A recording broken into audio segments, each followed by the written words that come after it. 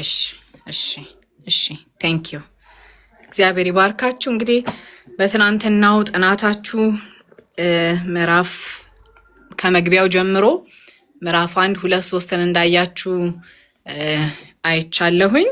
እግዚአብሔር ይመስገን። እንግዲህ አይታችኋል፣ ከቲጂ ጋር መግቢያውን በደንብ ተመልክታችኋል። ምዕራፍ 4 5 6ን ደግሞ ከኔ ጋር እናያለንና ስንጀምር ግን ምዕራፍ 4 ከምዕራፍ 3 የቀጠለን ታሪክ ነው ይዞ የሚመጣውና ስለ ኢየሩሳሌም እንደገና መታደስ ነው የሚናገረው። ይህ ክፍል ኢየሩሳሌም ዳግመኛ እንደምትታደስ እግዚአብሔር ይናገራል ማለት ነው በዚህ ክፍል ላይና ያሉበትን ማህበራዊ ቀውስ፣ መንፈሳዊ ቀውስ አይታችኋል ትናንትና። መቼም ኃጢአት በጣም የሚያሳፍር ነገር ሆኖ ሳለ ግን በአደባባይ ኃጢአትን በኩራት ሲናገሩም ደግሞ አይታችኋልና በዚህን ጊዜ የነበረው የማህበራዊ ቀውስን እናያለን ማለት ነው። ምዕራፍ 4 ከምዕራፍ 3 የቀጠለ ታሪክ እንደሆነ ነው እየተነጋገርን ያለ ነው።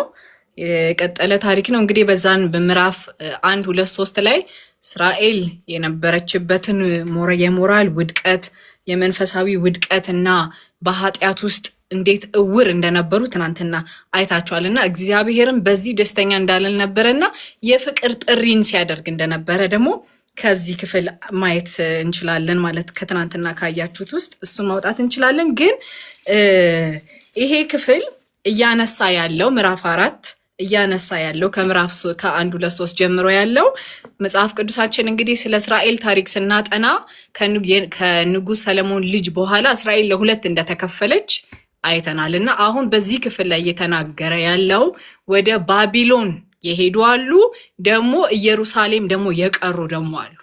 አሁን ይሄ ክፍል እየተናገረ ያለው ኢየሩሳሌም ስለቀሩ አይሁዳውያን ነው። ስለ ኢየሩሳሌም ስለቀሩ እስራኤላውያን ነው እየተነገረ ያለው ማለት ነው።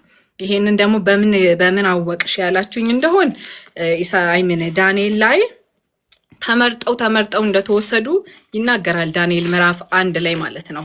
ሪኳየርመንት አለው የባቢሎን መንግስት መጥቶ ሲወስዳቸው ከኢየሩሳሌም በሪኳየርመንት ነው መጥቶ የወሰዳቸው። ምዕራፍ 1 ቁጥር 1 ጀምሮ ሄደን ብናይ ምዕራፍ 1 ዳንኤል መጽሐፍ ምዕራፍ 1 ቁጥር 4 ላይ ስናይ ሪኳየርመንት አስቀምጧል። ምን አይነት ሰዎችን ነው ከእስራኤል የሚፈልገው መሰላችሁ? አንደኛ ነውር የሌለባቸው ወይንም የአካል ጉዳት የሌለባቸው ሙሉ ሰዎችን ነው የሚፈልገው። ሁለተኛ መልካሞቹን ነው የሚፈልገው። ሶስተኛ በጥበብ እና በእውቀት የተሞሉትን ነው የሚፈልገው።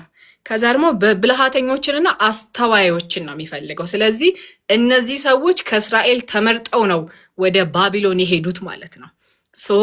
አሁን የባቢሎን መንግስት ያልፈለጋቸው በጣም ፑር የሚባሉ መልካም ያልሆኑ በጣም አካለ ስንኩሎች፣ በጣም በብዛት ደግሞ ሴቶች የበዙባትን አንድ ቦታ ላይ ነው የምናየው ማለት ነው። ስለዚህ አሁን እያወራን ያለነው በግዞት ስለሄዱት ወደ ባቢሎን ስለሄዱት ሳይሆን እዛው እስራኤል ስለቀሩት ቅሬታዎች ይሆናል ማለት ነው። ቀጥለን እየተነጋገርን ያለነውና የባቢሎን መንግስት አልፈለጋቸውም እነዚህን ሰዎች። በእርግጥ ለምን እንዳልኳችሁ ሪኳየርመንት ነበረው። የናቡከደነጾር ምን አይነት ሰው እንደሚፈልግ ያውቃል። ይሄ የባቢሎን መንግስት አሁን በዚህ ዘመን ምንድነው ኢምፕሊኬሽኑ ያላችሁኝ እንደሆን ዓለምን ነው የሚመስለው። ዓለም ምን አይነት ሰው ነው የሚፈልገው? ወጣቶችን ነው የሚፈልገው። በቃ የሚያምሩትን ነው የሚፈልገው። እውቀት የሞላባቸው ነው የሚፈልገው። ታርጌቱ እሱ ላይ ነው ያለው። ስለዚህ እንደነዚህ አይነት ሰዎች ታርጌት ተደርገው ነው ወደ ባቢሎን የሄዱት ማለት ነው።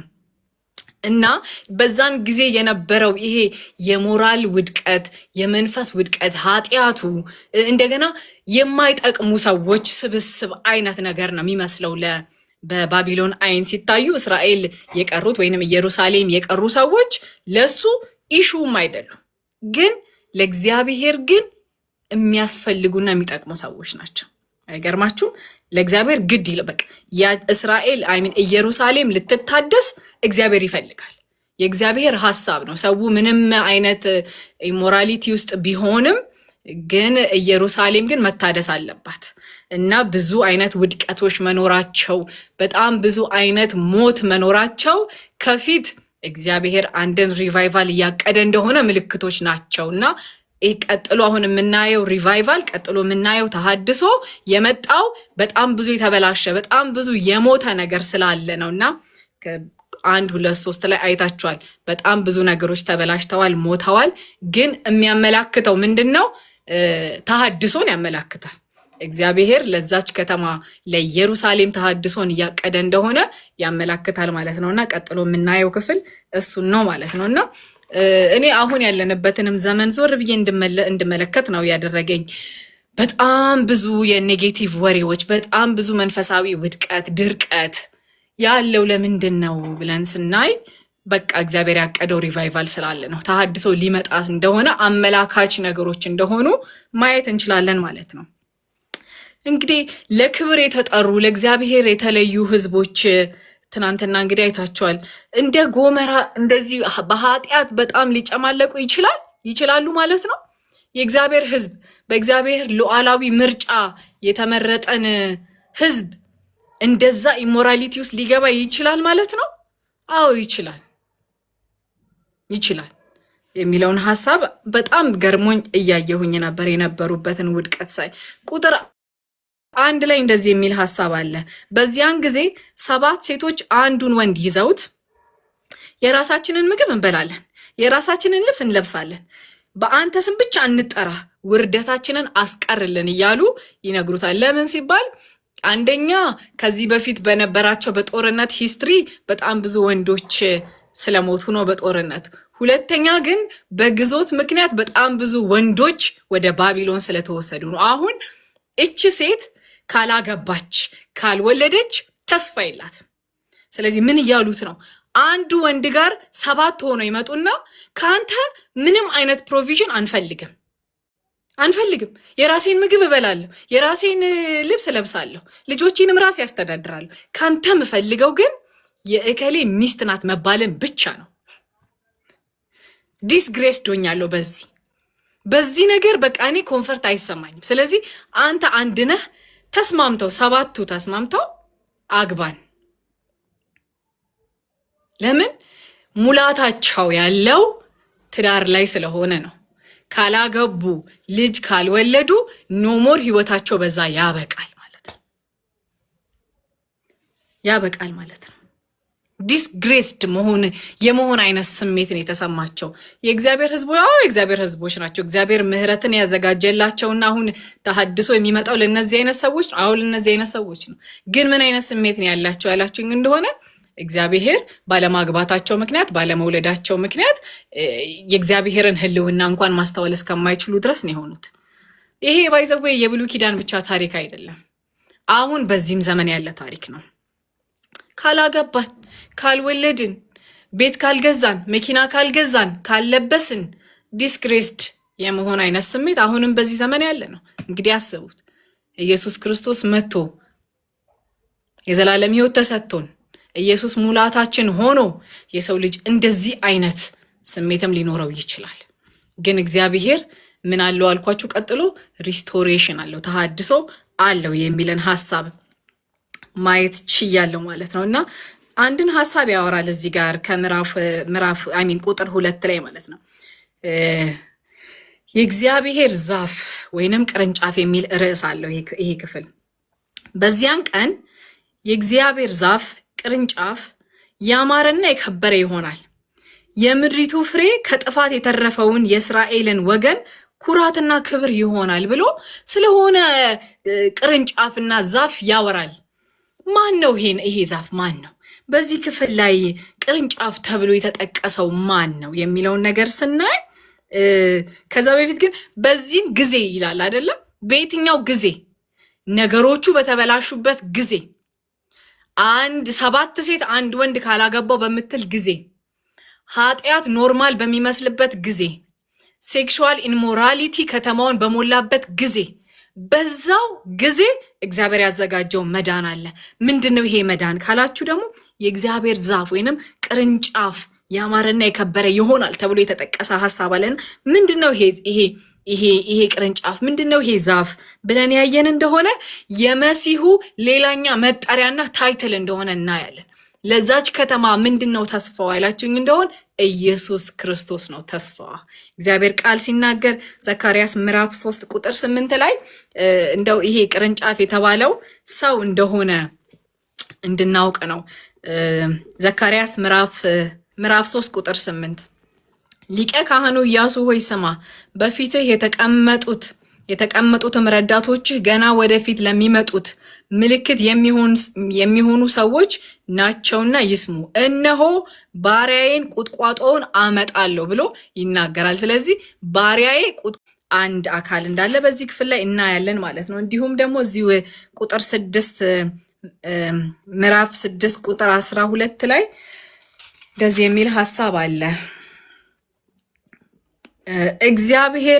ለእርሱም እግዚአብሔር ጸባዖት እንዲህ ይላል ብለህ ንገረው፣ እነሆ ስሙ ቅርንጫፉ የተባለው ሰው ይህ ነው፣ እርሱም በቦታው ይንሰራፋል፣ የእግዚአብሔር ቤተ መቅደስንም ይሰራል ብሎ ትንቢት የተነገረለት ኢየሱስ ክርስቶስ እንደሆነ በዚህ ክፍል ላይ ማየት እንችላለን ማለት ነው። ሌላም ቦታው ላይ ኤርሚያስ 23:5 ላይ ኤርሚያስ 33:15 ላይ እንዲሁ ቅርንጫፉ የተባለው ኢየሱስ ክርስቶስ እንደሆነ ማየት እንችላለን ማለት ነው። ምን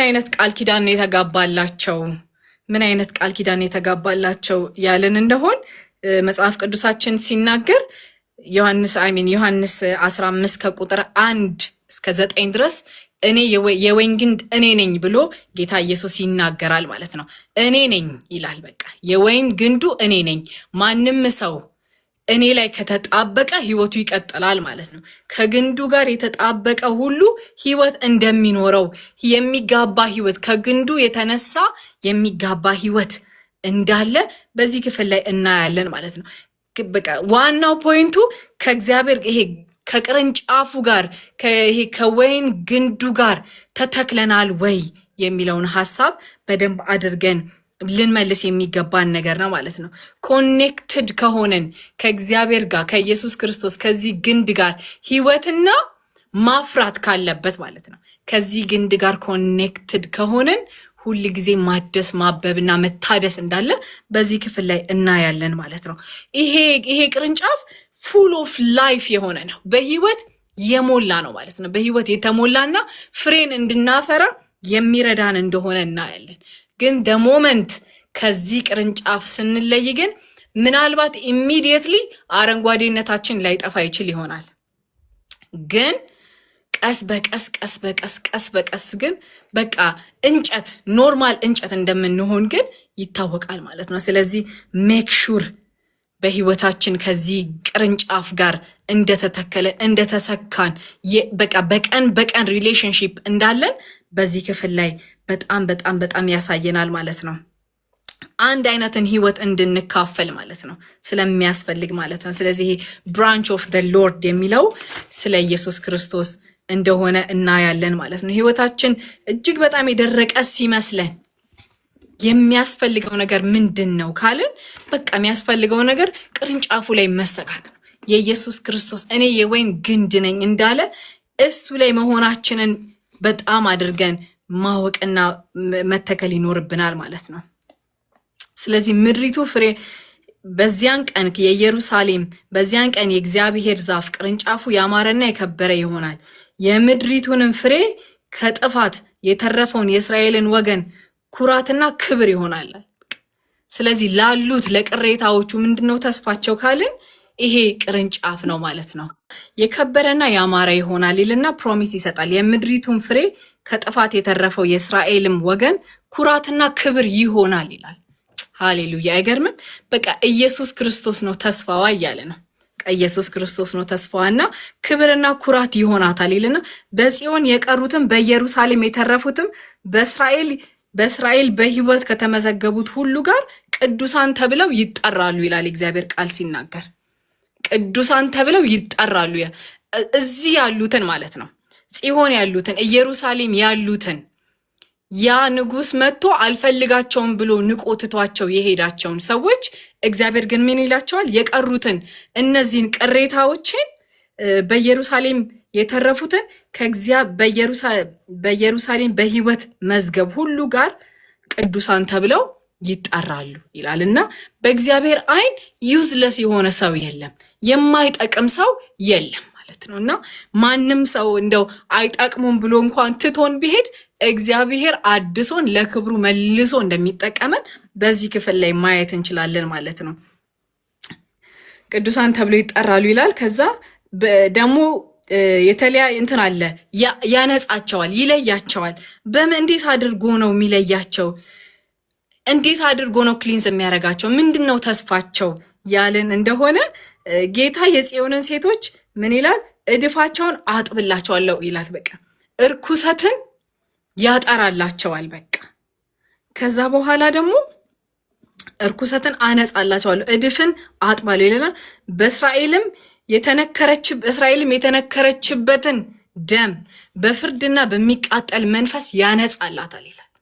በቃ ተነክራ መውጣት ያቃታት እግዚአብሔርንና እስራኤልን የለየው እኮ መተላለፍ ነው፣ አለመታዘዝ ነው። ከዛ ውስጥ እንኳን አወጣታለሁ ይላል። በቃ በፍርድና በመንፈሱ ኃይል በቃ ይሄ ደም አፍሳሽነትን ወይንም ከተነከሩበት ከደም ከዛ አወጣታለሁ ይላል የእግዚአብሔር ቃል ሲናገር ማለት ነው። ከዛ በኋላ ደግሞ የእግዚአብሔር ክብር ከተማይቱ ላይ እንደ ትልቅ ድንኳን ሆኖ ይሸፍናታል፣ ይጠብቃታል እያለ ስለ ኢየሩሳሌም ሪስቶሬሽን እግዚአብሔር ይናገራል ማለት ነው። ይሄ የእግዚአብሔር ክብር ከተማው ላይ ሲመጣ መቶ የሆኑ የተወሰኑ ሰዎችን ብቻ ነክቶ የሚሄድ ሳይሆን ከተማይቱን የሚሸፍን የእግዚአብሔር ክብር ይመጣል ማለት ነው።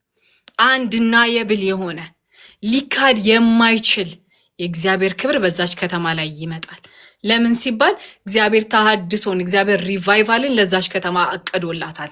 ለዛ ህዝብ አይጠቅም ለተባለ ህዝብ እግዚአብሔር ሪቫይቫል አለው ማለት ነው። ስለዚህ መልሶ ሪቫይቫል ሊያረጋቸው የእግዚአብሔር ኃይል የእግዚአብሔር ክብር የሚመጣው ለማዳን ነው ወዳጆቼ፣ ሊያድን ሲፈልግ ነው። ሌላ ፐርፐዝ የለው። ሰውን በጣም ፌመስ ለማድረግ በጣም ሀብታም የማድረግም ዓላማ የለውም። የእግዚአብሔር ኃይል የእግዚአብሔር ክብር ሲመጣ የእግዚአብሔር ኃይል ለማዳን ነው የሚመጣው። ይሄ ህዝብ ጠፍቶ እንዳይቀር እንደተናቀ እንዳይቀር ሊያነሳው ሲወድ እግዚአብሔር ሪቫይቫልን ወደዛች ከተማ ይልካል ማለት ነው።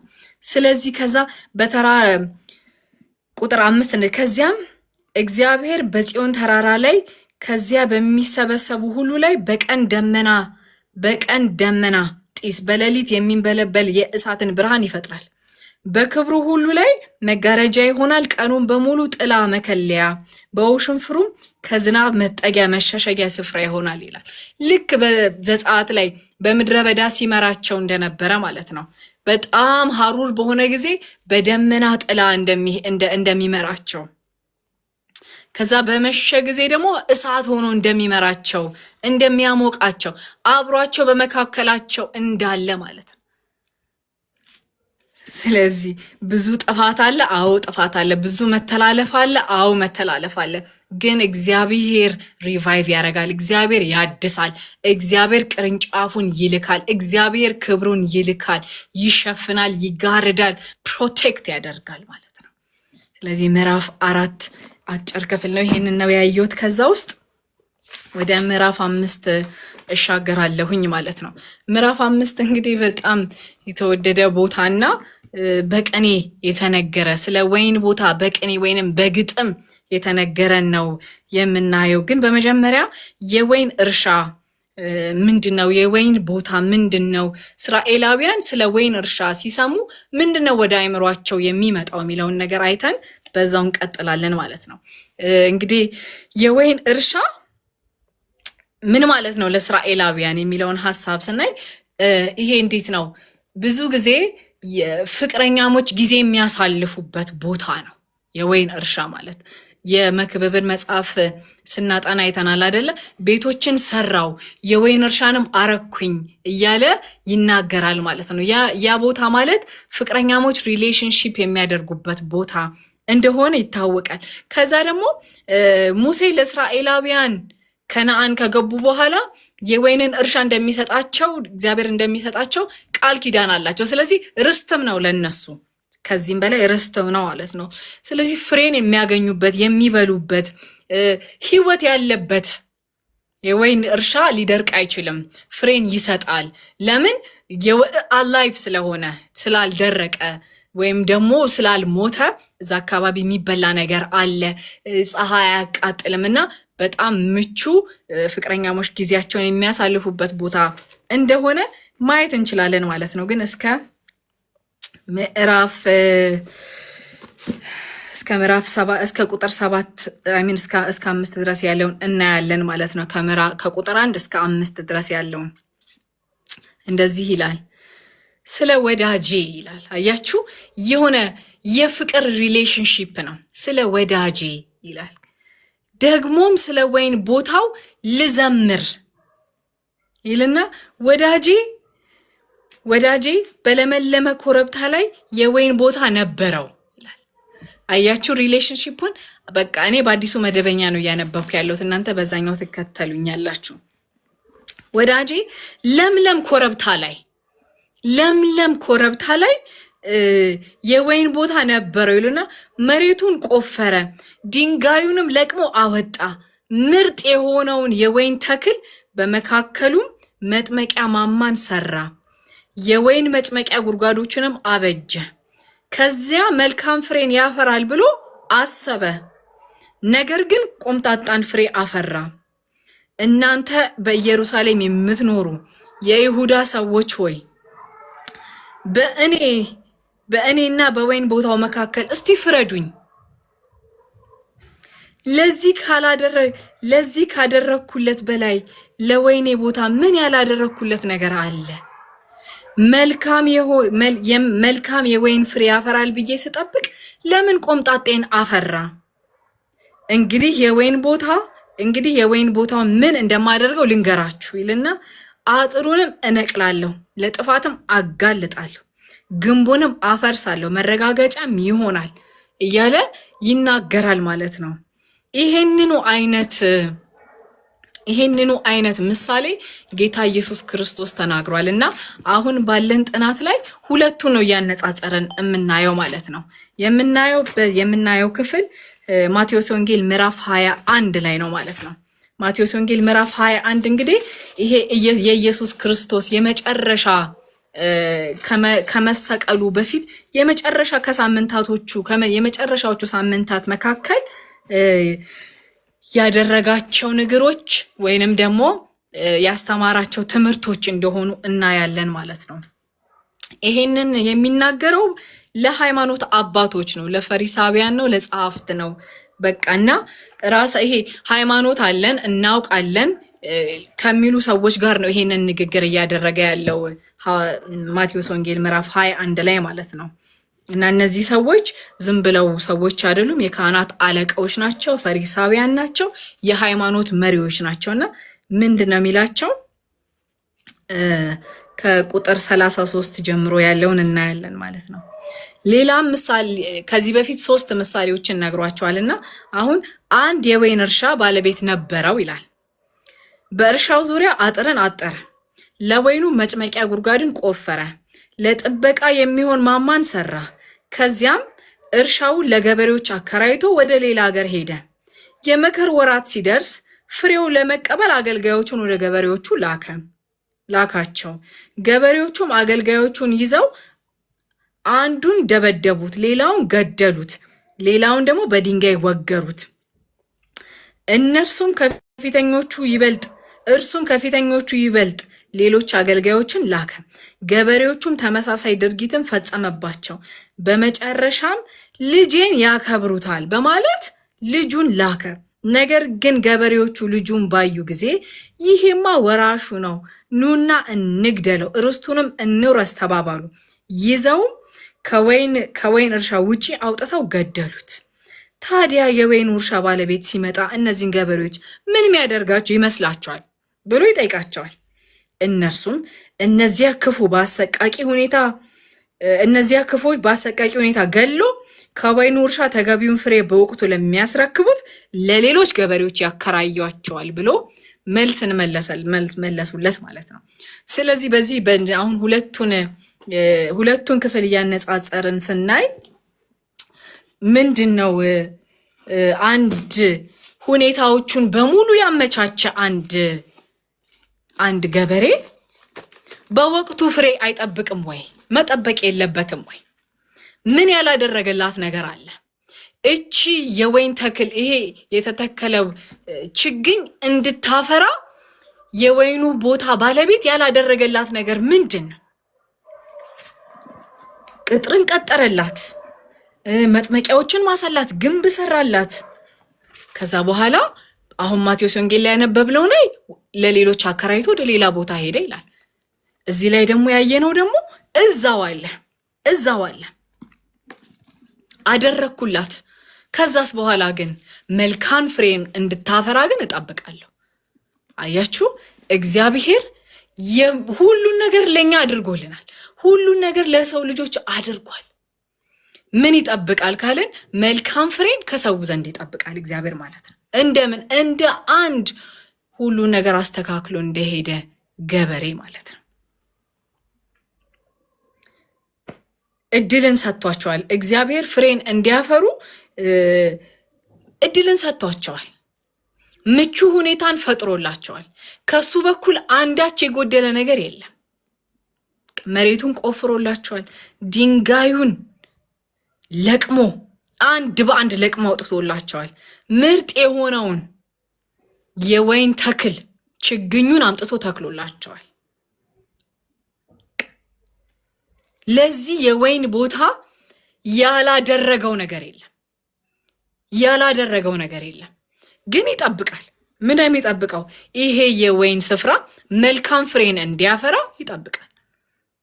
ግን በምላሹ ምንድን ያገኘው? መራራን ፍሬ ነው እያገኘ ያለው። ስለዚህ ምንድን ነው የሚያመላክተው ያላችሁኝ እንደሆን ይሄ የወይን እርሻ ተብሎ እዚህ ጋር የተገለጠው እስራኤላውያንን እንደሆነ ያሳያል።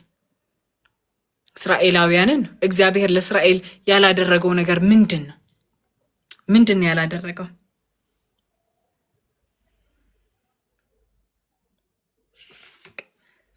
የእስራኤል ሕዝብ ፍሬን እንዳያፈራ ምንድን ነው የከለከለው?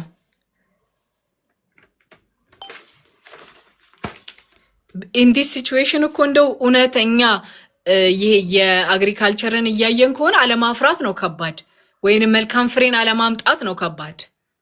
ሁሉ ነገር እንደዚህ የተመቻቸ ነገር ሆኖ ፍሬን ለምንድን ነው ያላፈሩት?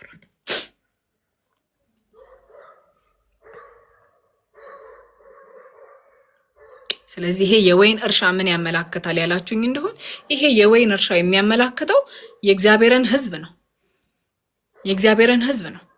መልካም ፍሬን እንዳናፈራኛ ምንድነው የያዘን ነገር? ምንድነው ያልተደረገልን? እኛ የወይን እርሻዎች ከሆንን ማፍራት ግዴታ ነው። እዚሁ ክፍል ላይ ቁጥር 7 ላይ የሰራዊት ጌታ እግዚአብሔር የወይኑ ቦታ የእስራኤል ቤት ነው ብሎ ራሱ ይናገራል። ይሄ እስራኤል ሕዝብ ይሄ እግዚአብሔር ሕዝብን ነው ሪፕሬዘንት የሚያደርገው ይሄ ክፍል ማለት ነው። ስለዚህ ማፍራት ግዴታ ነው። ጌታ ኢየሱስ ክርስቶስ ታውቃላችሁ ስለረገማት በለስ ማለት ነው። በራበው ጊዜ ሄደና በለሷን ሳያት አላፈራችም ይላል። ስለዚህ ረገማትና ደረቀች ይላል። አሁን ይሄ የዚህ ስቶሪ ጌታ ኢየሱስ ክርስቶስ እንደዚህ ተናገረ። በካፉ የወጣው ቃል የመርገም ቃል የማድረቅ ኃይል አለውና ስለዚህ እኛም የምንናገረው ቃል የመርገም ኃይል አለው አይደለም። ፖይንቱ ባይዘዌ ይሄ አይደለም። ትምህርቱ በጊዜዋ በለሷ ፍሬ ማፍራት ሲኖርባት ባለማፍራቷ የመጣባት መልስ ነው እንጂ the power of ይሄ ያንደበትን ቃል ኢንፈሳይዝ ለማድረግ ያደርጋል። ስለዚህ ያቺ በለስ ፍሬ ጌታ ኢየሱስ ክርስቶስ ሊበላባት በሄደ ሰዓት ሲያጣባት በጊዜዋ ማፍራት በነበረባት ጊዜ ስላላፈራች ከኢየሱስ ክርስቶስ የተሰጣት መልስ እንደሆነ አይተናልና ፍሬ ይጠበቅብናል። ፍሬ ምንድነው ያለን እንደሆነ መጽሐፍ ቅዱሳችን ይናገራል። ገላትያ መጽሐፍ ምዕራፍ 5 ቁጥር 22 ላይ የመንፈስ ፍሬዎች ከኛ ይጠበቃሉ። አሁን የመንፈስ ፍሬን እኛ ሰርተን ተጋግጠን ምን ስጦታ አይደለም ማለት ተጋግጠን ምናምን የምናመጣው ሳይሆን በራሳችን ስራ የምናመጣው ሳይሆን በመንፈስ ቅዱስ እርዳታ እኛ አብረን ኮኦፕሬት አድርገን የሚመጡ ፍሬዎች ናቸው። እነዚህን ፍሬዎች እግዚአብሔር ከኛ ይጠብቃል።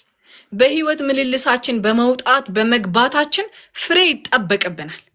ያንን ፍሬ ሲያጣ ግን ገበሬው፣ ያንን ፍሬ ሲያጣ ግን ባለቤቱ ይናደዳል። ስለዚህ ተመቻችቶልናል። ተመቻቸ ሲቹዌሽን ያለው ሁሉ ነገር ተሰጥቶናል። መንፈስ ቅዱስ በውስጣችን አለ።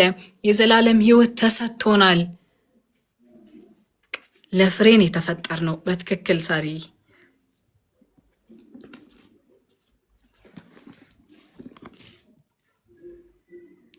ስለዚህ እግዚአብሔር ብዙ ጊዜ እስራኤላውያንን እንደ ችግኝ አድርጎ ይቆጥራታል ማለት ነው። መዝሙር 80 ቁጥር 8 ላይ እንደ ችግኝ አድርጎ እግዚአብሔር እስራኤልን ሲናገራት እናያለንና ከግብጽ የወይን ግንድን አመጣ ይልና ህዝብህን አባረርካት፣ እሷንም ተከልካት እያለ እግዚአብሔር ህዝቡን በችግኝ ወይንም በወይን ተክል ሪፕሬዘንት እንደሚያደርግ ማየት እንችላለን ማለት ነው። ስለዚህ እንደ አንድ የወይን እርሻ እንዳለው ንጉስ መተከል ፍሬም ማፍራት ከኛ የሚጠበቅ ነገር ነው ማለት ነው። የሚጠበቅ ነገር እንደሆነ ማየት እንችላለን ማለት ነው። እዚሁ ማቴዎስ ወንጌል ላይ ያለ አንድ ሐሳብ አለ። የተላኩትን ባሮች ምን አረጓቸው የሚለውን ስናይ የተላኩት ባሮች ምን አይነት ምላሽ ተሰጣቸው? አንድ አይነት ስቶሪ ነው ብያቸዋል። ምን አይነት ምላሽ ተሰጣቸው የሚለውን ስናይ ደብድበው ገደሏቸው ይላል። 3 ሰዎች ናቸው የተላኩት፣ 3ቱንም ገደሏቸው። ከዛ አሁንም ደግሞ ይሄ የመሬቱ ባለቤት ሄዶ ኃይልን አይደለም የወሰደው፣ እንደገና ሌላ ብዙ ሰዎችን ይልካል ወደ እነሱ። ብዙ ሰዎችን ሲልክ አሁንም እነዛን ሰዎች ይገሏቸዋል። ከዛ ግን በመጨረሻ በጣም ይገርመኛል። ልጄን ብልከው ግን እሱን ይፈሩታል ብለው ልጁን ሲልክ ልጁንም አውጥተው እማዶ ገደሉት ይላል። አይገርምም? ጌታ ኢየሱስ ክርስቶስ ከ2 ገጽ በኋላ ዞር ብላችሁ ብታዩ እነዚሁ ፈሪሳውያ ሰዎች እሱ የተናገሩት ሲያደርጉት እናያለን። እና እነዚህ የተላኩ ባሮች ምንድነው ኢምፕሊኬሽናቸው? ስለምንድነው የሚያወራው ያለን እንደሆን እግዚአብሔር በየጊዜው መልእክተኞችንና ነቢያትን ይልክ ነበር።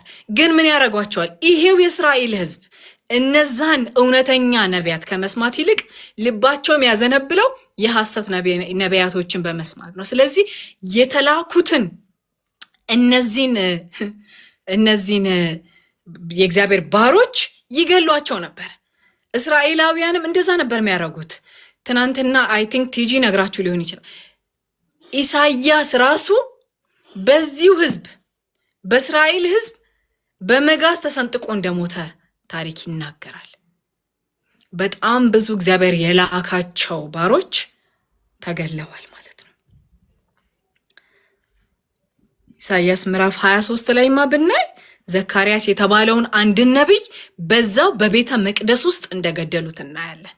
ለምን? ልባቸው የሚያደላው እስራኤላውያን ለሐሰት ነቢያቶች እንደሆነ እናያለንና ከዛ ጌታ ኢየሱስ ይላቸዋል እንደዛ በቃ ገደላችሁት ይልና ማቴዎስ ወንጌል ምዕራፍ 23 ቁጥር 32 ላይ አሁን ደግሞ መስፈሪያችሁ ሊሞላ ይላቸዋል። ልጁን ልትገሉት፣ እኔ ልትገሉኝ እያለ ይናገራል በዚህ ክፍል ላይና ልጄን ይፈሩታል ብለው ሲያስቡ ግን አልፈሩትም። ጌታ ኢየሱስ ክርስቶስ ይሄንን ሲናገር እንደሚገሉት ያወቀን የተናገረውና በጣም ይገርማል። በቃ ፍሬ በህይወት የሚገለጥ ነገር ነው፣ የሚታይ ነገር ነው። ስለዚህ መልካም ፍሬን እንድናፈራ ያልተደረገልን ነገር የለም። ሁለቱን ኢሳያስ ላይ ያለውንና ማቴዎስ ወንጌል ላይ ያለውን ቃል እያነጻጸረን ብናይ በጣም ነው የሚገርማችሁ። ግን ፍሬን ካላፈሩ ምን ይሆናል? ምንድነው የሚጠበቀው? እግዚአብሔር ምን ያደርጋል? ምን አይነት አክሽን ይወስዳል ብለን ያየን እንደሆን አጥሩን እነቅላለሁ ይላል። ለጥፋትም አጋልጣለሁ፣ ግንቡንም አፈርሳለሁ፣ መረጋገጫ ይሆናሉ። የማይኮተኮት የማይታረም ጠፍ መሬት አደርገዋለሁ፣ እሾህም ይበቅልበታል፣ ዝናብም እንዳይዘንብ አደርጋለሁ ይላል። እነሱም ደግሞ የተናገሩትን አይታችኋል አይደል? ታዲያ ምን ያደርግ ይሄ የመሬቱ ባለቤት ምን ያደርግ ብለው ሲጠይቁት እነሱ በአሰቃቂ ሁኔታ ይግደላቸው ይሉታል። አዎ በቃ አጥሩን እነቅላለሁ፣ ጥፋት ይመጣል፣ ፕሮቴክሽን ከእናንተ ይወሰዳል። ቅጥር ሲነሳ፣ ግንብ ሲፈርስ አውሬ ይገባል። መግባት የሌለባቸው ኃይላቶች ይገባሉ። ስለዚህ ሞት አሰቃቂ ነው የሚሆነው። በአሰቃቂ ሁኔታ ይሞታሉ አሉት እነሱም። አዎ ከዛ እርሻውን ነጥቆ የነሱ የነበረውን እርሻ ነጥቆ ለሌሎች ይሰጣል። አይገርምም? ለሌሎች ይሰጣል ይላል። የነሱ ነበረ መጀመሪያ፣ ግን በስነ ስርዓት ስላልያዙት፣ በስነ ስርዓት ስላልጠበቁት ለሌሎች ይሰጣል ይላል። ይሄንኑ ክፍል ቀጥሎ እናየዋለን። ለእስራኤል የመጣ መዳን ለአሕዛብ ይሰጣል። ሁሉ እግዚአብሔር ነው። ፍጥረት በሙሉ እግዚአብሔር ነው። እግዚአብሔር እስራኤልን የበኩር ልጄ ነች ሲላት ሌሎች ህዝቦች ባሉበት እግዚአብሔር በሉዓላዊው ምርጫ እስራኤልን መረጠ። እስራኤል ህዝብ ጠነከረበት፣ ልቡ አንገቱ ደነደነ። ስለዚህ መዳንን ወደ አሕዛብ አመጣ፣ ለኛ ማለት ነው። ያ ተሰጥቷቸው የነበረው የወይን ቦታ የወይን እርሻ በስነ ስርዓት ስላልያዙት የመሬቱ ባለቤት ኦነሩ ሁሉን አመቻችቶ የሄደው ሰራተኛ ልኮ በሉ አሁን ፍሬን ስጡኝ ሲል ኖ ይሉታል። እንዲያም ባሮቹን ይገሉበታል። ስለዚህ መጥቶ ምን ያደርግ ብሎ ጌታ ኢየሱስ ሲጠይቃቸው እዛው እነዚህ የአስተማሪዎች እነዚህ ጸሐፍት፣ ፈሪሳውያን፣ ሰዱቃውያን የሚባሉት ይግደላቸው። ከዛ በኋላ ደግሞ ፍሬውን በጊዜ ለሚሰጥ ሰው የወይን እርሻውን ይስጥ፣ ለሌላ ሰው ማለት ነው። ስለዚህ መንፈስ ከቤተ ክርስቲያን እግዚአብሔር የመንፈስን ፍሬ ይጠብቃል። ስለዚህ የመንፈስን ፍሬ እንድናፈራ ያልተሰጠን ምንም ነገር የለም። በክርስቶስ ኢየሱስ ሁሉ ነገር ተሰጥቶናል።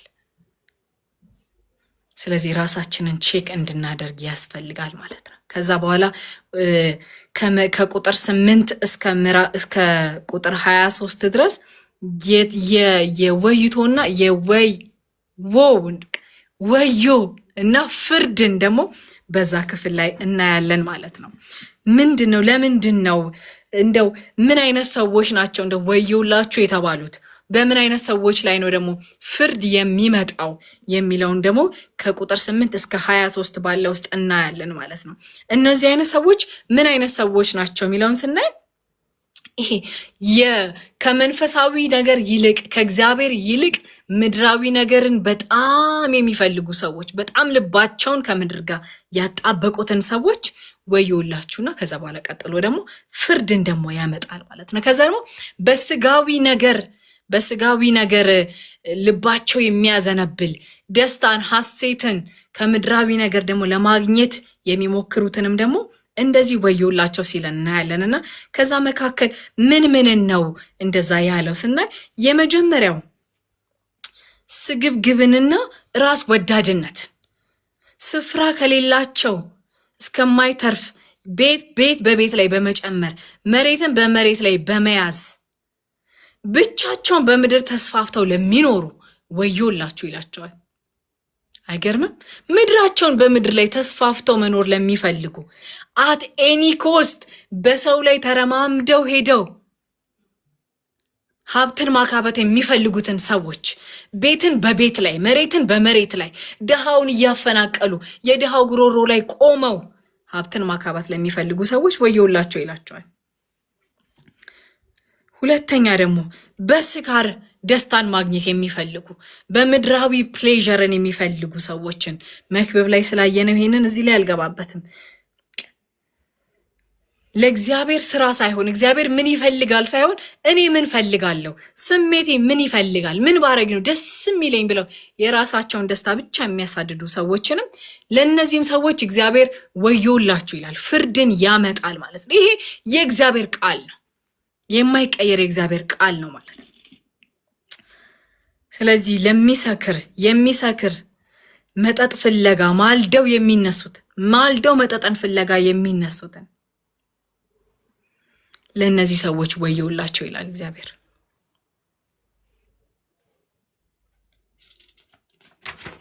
ከዛ ደግሞ ቀጠል ብለን ስናይ ደግሞ አታላዮችን እናያለን። አታላዮች በእግዚአብሔር ላይ የሚያሾፉ የሚቀልዱ ቁጥር 18 እና 19 ላይ ያለው ማለት ነው። ኃጢአትን በማታለል ገመድ የሚስቡ በደልን በሰረገላ ማሰሪያ የሚጎትቱ ወዮላቸው ብለው ይናገራል ማለት ነው በዚህ ክፍል ላይ።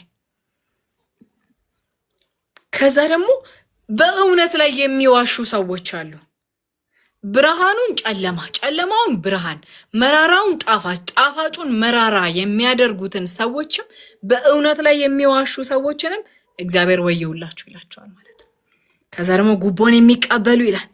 ፍርድን ትክክለኛ ፍርድ እንዳይፈረድ የሚያረጉ ፍርድን የሚያስተጓጉሉ ሰዎችን እግዚአብሔር ወዮላቸው ሲላቸው እናያለን ማለት ነው። ከቁጥር 24 እስከ 30 ያለው የእግዚአብሔርን ፍርድ የሚያሳይ ነው ማለት ነው። እግዚአብሔርን አለመታዘዝ የሚያመጣውን ፍርድ የምናይበት ክፍል ነው ማለት ነው።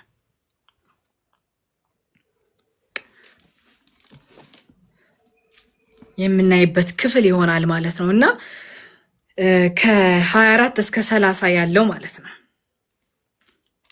ስለዚህ የእሳት ነበልባል ገለባን እንደሚበላ ድርቆሹንም በእሳት ጋይቶ እንደሚጠፋ የእነርሱም ስር እንደዚህ ይበላል ይበሰብሳል ይላል። አበባቸውም እንደ ትቢያ ይበተናል። እነዚህ አሁን የተጠቀሱ ሰዎች ማለት ነው። በቃ ፍርድን የሚያስተጓጉሉ በሰዎች ጉሮሮ ላይ ቆመው ሀብትን የሚያካብቱ ሰዎችን፣ እግዚአብሔር ላይ የሚያሾፉ ሰዎችን፣ በማታለል ገመድ ወደ ኃጢአት ሰዎችን የሚስቡ ሰዎች ምንድነው መጨረሻቸው ያሉ እንደሆነ ስራቸው በእሳት ይበላል።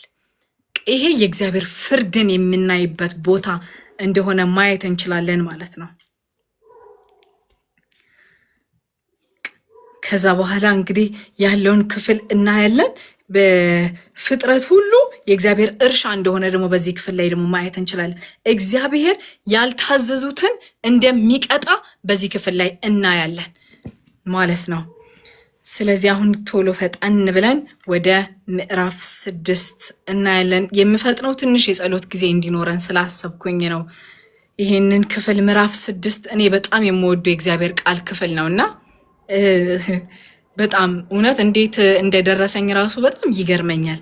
ሁሉ ጊዜ በቃ ውስጤ ሐሴት ማድረግን ስፈልግ የማነብበት በቃ ውስጤን በጣም የሚያነሳሳው የእግዚአብሔርን ክብር፣ የእግዚአብሔርን ፍቅር፣ የእግዚአብሔርን ቅድስና የማይበት የመጽሐፍ ቅዱስ ክፍል ነውና በዛ ትንሽ እንድንጸልይ ስላሰብኩኝ ነው።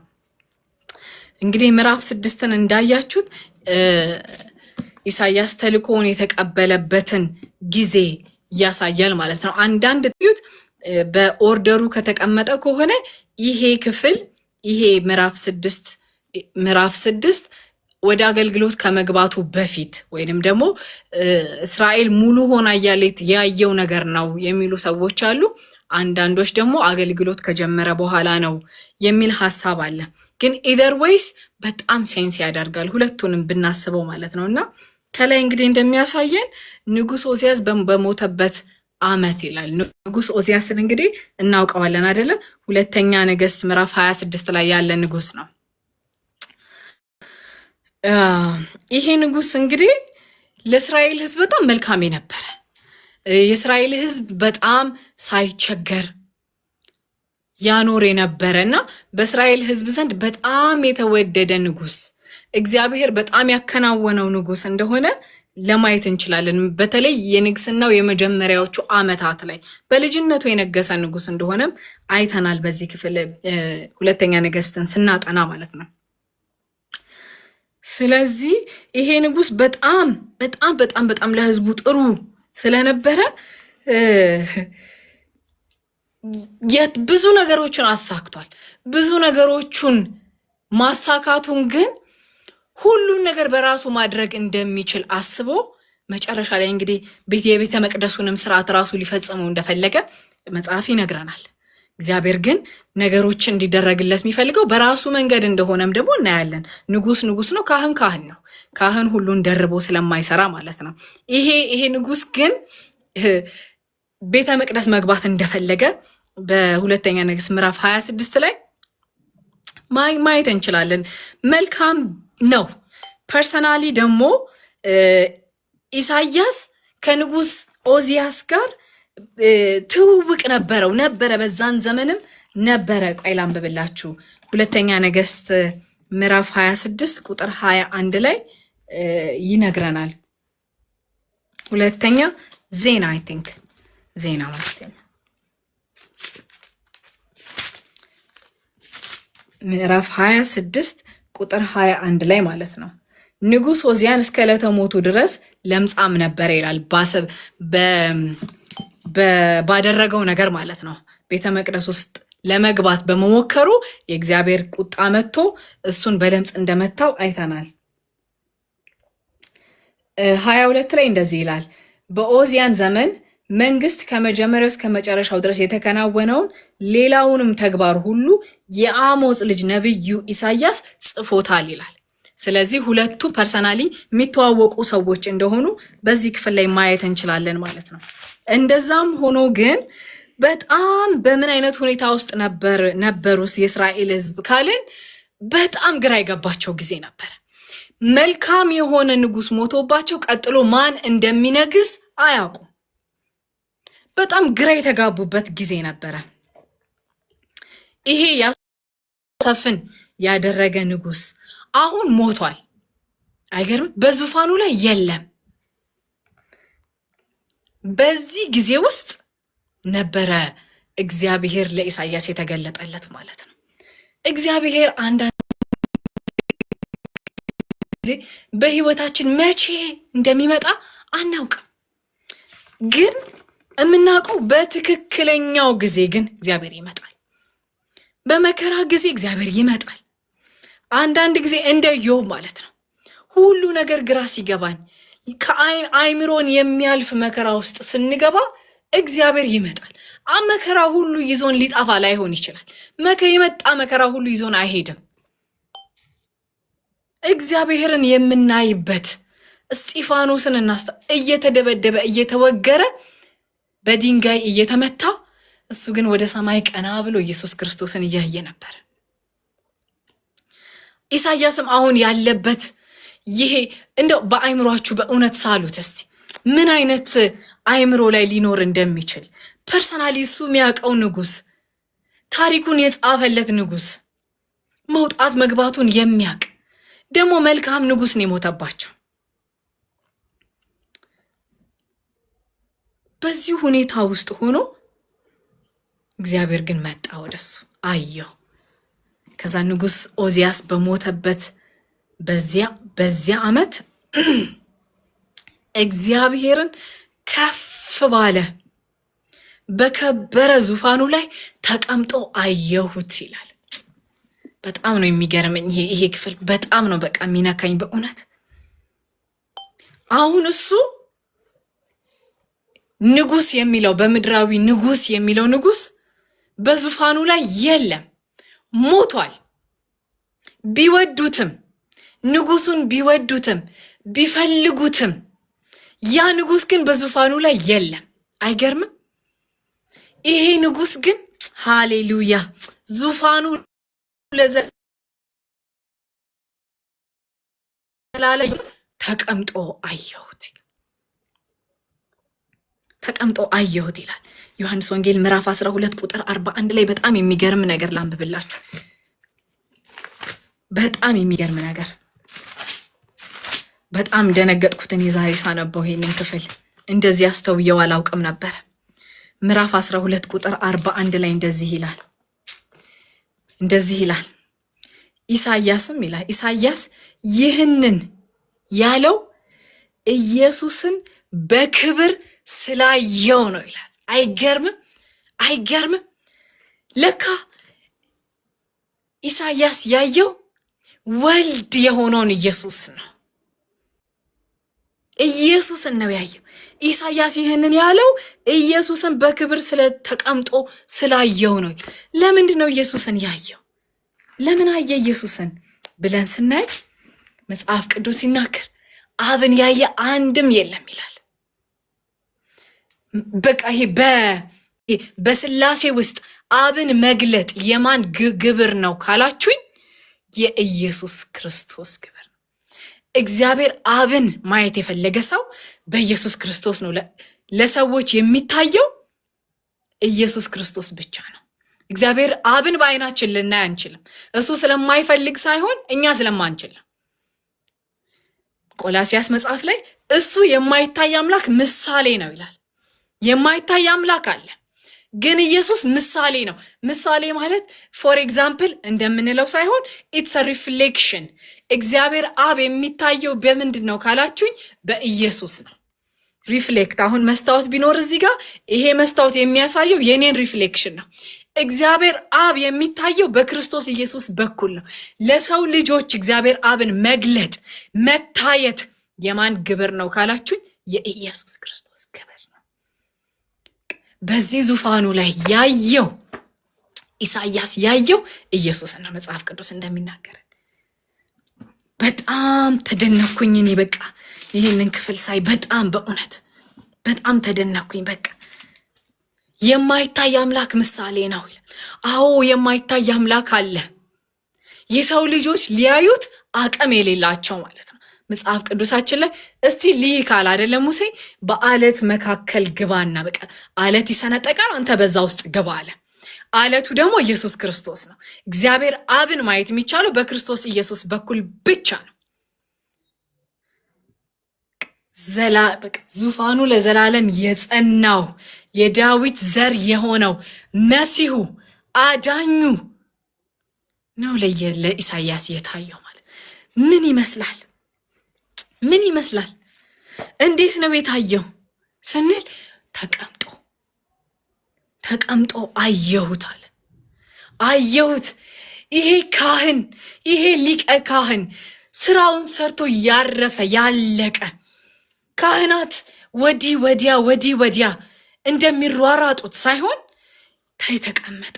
የተቀመጠ ካህን አይታይም አይደለ? ከዚህ በፊት አጥንተናል። ኢየሱስ ክርስቶስ ግን ያረፈ የተቀመጠ ሊቀ ካህናችን ሃሌሉያ። ባለስልጣንነቱን ሪፕሬዘንት ያደርጋል። ባለስልጣንነቱን ያሳያል። ሉዓላዊ አምላክ እንደሆነ ያሳያል። የምድር ነገስታቶች ሊሞቱ ሊሻሩ ይችላሉ። ይሄ ግን ዙፋኑ ለዘላለም የጸናችው ሃሌሉያ ሃሌሉያ አለ። ከፀሐይ በታች ያሉ ነገሮች እኮ ምስቅልቅል ሊሉ ይችላሉ። አሁን እነ ኢሳያስ ያሉበትን ሲቹዌሽን ወደ ምድር ወረድ ብለን ብናየው ህዝቡ ግራ ገብቶታል። ህዝብ ግራ ቢገባውም እሱ በዙፋኑ ላይ ተቀምጦ አለ፣ እየተመለከ በዙፋኑ ላይ ተቀምጦ አለ። ቢካዝ ሂ ኢዝ ኢን ኮንትሮል። ስለ ሁሉ ነገሮች እግዚአብሔር ኢን ኮንትሮል ነው። ከእግዚአብሔር በላይ የሆነ የሚያስጨንቅ ነገር የለም ወዳጆች። አሁንም በዚህ ዘመን ምድር እንደዚህ ተቃውሳ ነዳጅ እንደዚህ ግራ ገብቶ ምን ዋትስ ኔክስት የሚለውን ነገር እንኳን እስከማናቅ ድረስ ምድር ላይ ያለ ነገር እንዲህ ገለባበጣል። እሱ ግን በዙፋኑ ቁጭ ብሏል። ሃሌሉያ። ለምን? ባለስልጣን ስለሆነ። ለምን? ሉዓላዊ አምላክ ስለሆነ፣ በስራው ስላረፈ። በስራው ስላረፈ ማለት ነው። ማን ነው የሚነግሰው የሚል የልብ ስጋት የለበት። ማን ነው እኔን ከዙፋኔ ሊያወርድ የሚችል የሚል ስጋት የለበት። በምድር ከፀሐይ በታች ያሉ ሰዎች እና ነገስታቶች ይሞታሉ፣ ደግሞ ሌላ ይተካል። ለዘላለም ዙፋኑ የጸናችለት ግን አንድ ንጉስ አለ። እሱም ኢየሱስ ክርስቶስ ይባላል። ሃሌሉያ ሃሌሉያ። ከፍ ባለው ከፍ ሲል የሆነ እላይ የተቀመጠ ነገር ሳይሆን በቃ ከፍ ከምድር ተለይቷል። ቅዱስ ነው፣ የተለየ ነው፣ ሩቅ ነው ያለው። እኛ ባለንበት አይደለም ያለው፣ እሱ ሩቅ ነው ያለው። ከፍ ባለው ዙፋኑ ላይ አየሁት ይላል። የልብሱም ዘርፍ ቤተ መቅደስን ሞልቶት ነበር ይላል። ሞልቶት ነበር። የልብሱ ዘርፍ ቤተ መቅደስን ሞልቶት ነበር።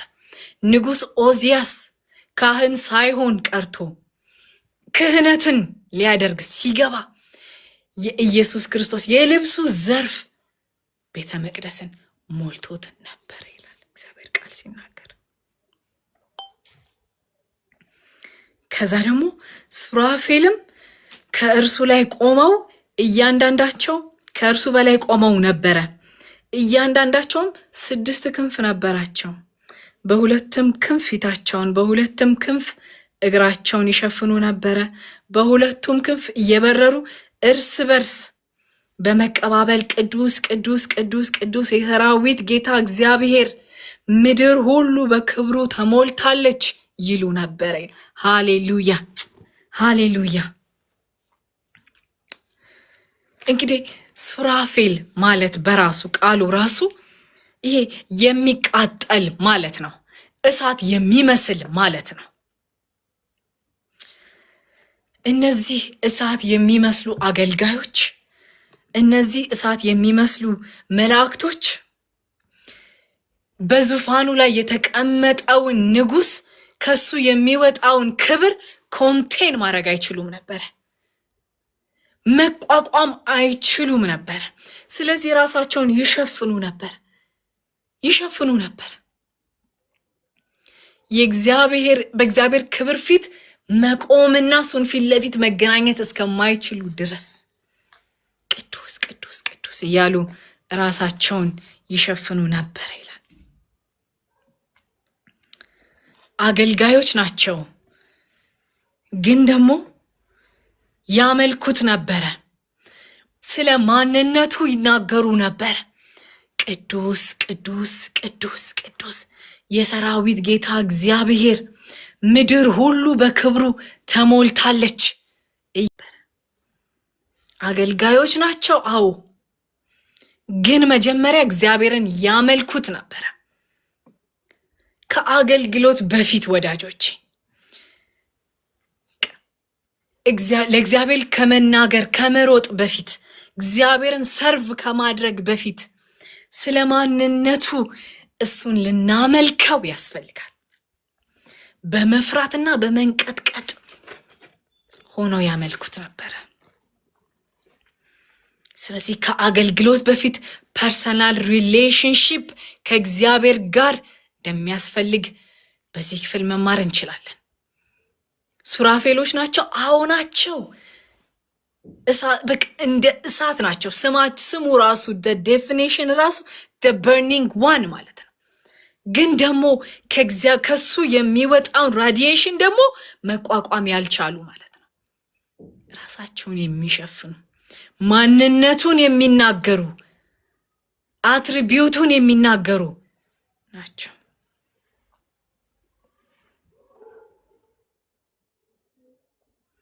እነዚህ መላእክት ከእግዚአብሔር ማንነት ውጪ ስለ ኃጢአት ይቅርታ አያውቁም።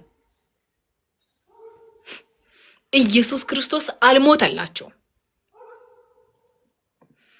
ልጅ አይደሉም። የእግዚአብሔርን እውነተኛ ፍቅር ዮሐንስ ወንጌል አንደኛ ዮሐንስ ምዕራፍ 4 ላይ እንደሚናገረው ማለት እሱ እናንተን እንደወደደ እንጂ፣ ፍቅር ማለት እንደዚህ ነው። እሱ እናንተን እንደወደደ እንጂ እናንተ እሱን እንደወደዳችሁት። ይሄንን ፍቅር ኤክስፒሪየንስ ያላደረጉ ማለት ናቸው። በጸጋ ያልዳኑ፣ ጸጋን ኤክስፒሪየንስ ያላደረጉ እነዚህ መላእክት እግዚአብሔር የሆነውን ማንነቱን አይተው ስለ ማንነቱ ያመልኩታል። ቅዱስ ቅዱስ ቅዱስ የሰራዊት ጌታ እግዚአብሔር ሆይ ምድር በክብርህ ተሞልታለች እያሉ ይናገሩ ነበር። ወዳጆቼ፣ እኛ የኃጢአትን ይቅርታ የተቀበልን እኛማ እንዴት ልጅ የሆንን እኛማ እንዴት ስለ ማንነቱ ልንነጋገር፣ ልናመልከው፣ ልንፈራው፣ ልንጮህለት፣ ልንቀደስለት እንዴት አያስፈልግ? እንዴት አያስፈልግ? በእውነት ጌታን ልናመልከው ያስፈልጋል። መኃልየ መጽሐፍ ላይ ምዕራፍ 1 ቁጥር 6 ላይ በጣም የሚያሳዝነኝ ቃል አለ። በቀደምም ቲጂ ስትና የራሴን የወይን ተክል ቦታ ተውኩት ትላለች። የራሳችንን አምልኮ፣ የራሳችንን ፐርሰናል ሪሌሽንሺፕ እንዴት እንደዳንን፣ እንዴት እንዳዳነን፣ እንዴት በጸጋ እንዳኖረን፣ እንዴት ልሞት ነበር እኮ እኔ፣ አድኖኝ እኮ ነው እኔን። እሱ ቅዱስ ስለሆነ ቅድስናውን አጋብቶብኝ እኮ ነው ለኔ። ወዶኝ እኮ ነው። ፍቅሩን ኤክስፒሪየንስ አድርጌ እኮ ነው። እኔማ እንዴት አድርጌ አላምልከው? በጣም ብዙ ዲስትራክሽን አለ ከፀሐይ በታች። አዎ አለ። ንጉሥ ዖዝያስ ሞቷል። ህዝቡ ተረብሿል። ማን ቀጥሎ እንደሚገዛቸው አያውቁም፣ ተጨንቀዋል። በዚህ ሁሉ መካከል ግን ሱራፌሎች አምልኮ፣ ምድር ሁሉ በክብርህ ተሞልታለች እያሉ ዲስትራክት አይሆኑ። ዲስትራክሽን አይመጣም ነበር። ባልተከፋፈለ አይምሮ ትኩረታቸውን ሰብስበው ስለ እግዚአብሔር ማንነት ይናገሩ ነበረ። ቢካዝ ሂ ኢዝ ኢን ቻርጅ። በዙፋኑ ላይ ማን እንደተቀመጠ ያውቃሉ።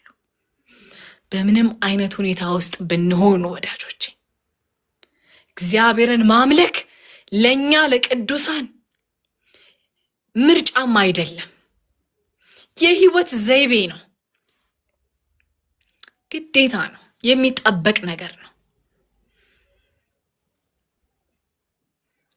ቅዱስ ከዘፍጥረት ጀምሮ ቅዱስ እንዳሉ ራእይ መጽሐፍ ላይም ቅዱስ ሲሉ እናያለን። እነዚህ አማልክት አያቆሙም። ምድር ላይ በሚሆን ነገር ዲስትራክት አይሆኑም።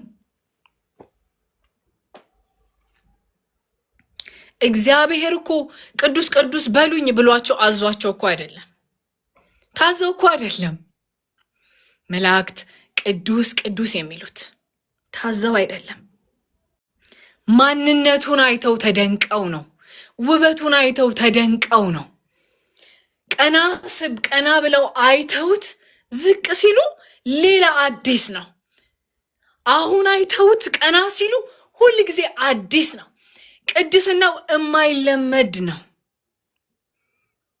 ስለዚህ ቅዱስ እያሉ ያመልኩታል።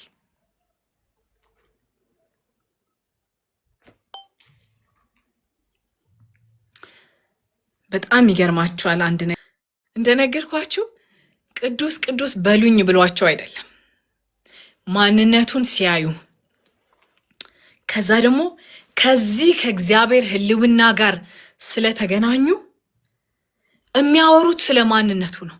መጽሐፍ ሲናገር እርስ በእርሳቸው ነው የሚለው፣ እየተቀባበሉ ቅዱስ። ለምን ሲባል ውበቱን አይተዋላ፣ ክብሩን አይተዋላ። ስለምን ያወሩ? ሌላ ስለምን ያወሩ? በእውነት የእግዚአብሔርን ማንነት ስናይ ስንነካ እርስ በርስ የምናወራው ስለ እግዚአብሔር ማንነት ብቻ ነው። ምንድነው አፋችን ውስጥ አሁን የገባው? ቅዱሳን ስንገናኝ ምንድነው የምናወራው? የእግዚአብሔርን ክብር አይተን ተነግተን እንዴት ስለሱ ማንነት አንነጋገርም? እንዴት አንጨዋወትም? እርስ በርስ ስንገናኝ ስለምንድነው እያወራን ያለ ነው? እርስ በርሳቸው እየተቀባበሉ ቅዱስ ሕያው እግዚአብሔር፣ የሰራዊት ጌታ እግዚአብሔር፣ ምድር ሁሉ በክብርህ ተሞልታለች ይላል። በእግዚአብሔር ሕልውና ውስጥ ሆነን ጌታን አይተን ውጤቱ ምንድን ነው ካልን ያየነውን ያወቅነውን ለሌሎች እንናገራለን፣ እርስ በርስ እንነጋገራለን። እኔ እንጃ፣ እኔ አላየንም ይሆን ወይ አልሰማንም፣ አልተነካን ይሆን አላቅም። ስለምንድን ነው የምናወራው? እርስ በርስ ስንገናኝ ስለምንድን ነው እያወራን ያለ ነው? ማምለክ ብቻ ሳይሆን ደግሞ የእግዚአብሔር መነካት የእግዚአብሔር ፕሬዘንስ ስለሱ እንድናወራ ያደርገናል። ሐዋርያት ሥራ ምዕራፍ 4 ቁጥር 19 ላይ እንደው እነሱ እኮ አማልክት ስለሆኑ ነው እንደዚህ የሆኑት፣ ሌላ ብዙ አጀንዳ የለባቸውም፣ ከማምለክ ውጪ ምን አለ ያላችሁኝ እንደሆን ሐዋርያት ሥራ ምዕራፍ 4 ላይ ሄደን እናያለን። ሐዋርያት ሥራ ምዕራፍ 4 ቁጥር 19 እና 20 እናያለን። ጴጥሮስና ዮሐንስም በቃ አትናገሩ ተብለው ነው። አትናገሩ፣ ስለ ኢየሱስ ክርስቶስ አትናገሩ፣ ትገደላላችሁ፣ ትታሰራላችሁ ነው። በአይሁድ ሸንጎ ፊት ቆመው ማለት ነው እንደዚህ ያላቸው። ጴጥሮስና ዮሐንስ ግን መልሰው እንዲህ አሏቸው ይላል፣ ከእግዚአብሔር ይልቅ ለእናንተ መታዘዝ በእግዚአብሔር ፊት ይገባ እንደሆን እስቲ እናንተ ራሳችሁ ፍረዱን ብለው ይናገራሉ ማለት። እኛስ ያየነውን የሰማነውን ከመናገር ወደኋላ አንልም ይላሉ። ያየነውን የሰማነውን ከመናገር ወደኋላ ዝም ማለት አንችልም። we can't help it። ለምን? አይተናል። መላእክት ስለሆኑ አይደሉም ወዳጆች፣ ስላዩ ነው። ከእግዚአብሔር ጋር ስለተገናኙ ነው፣ ስለተነካኩ ነው። በቃ ዝም ልንል አለመናገርን አልቻልንም። we can't help it። በቃ ስትፈልጉ ግደሉን፣ ስትፈልጉ እሰሩን፣ እኛ ግን ያየነውንና የሰማነውን እንናገራለን።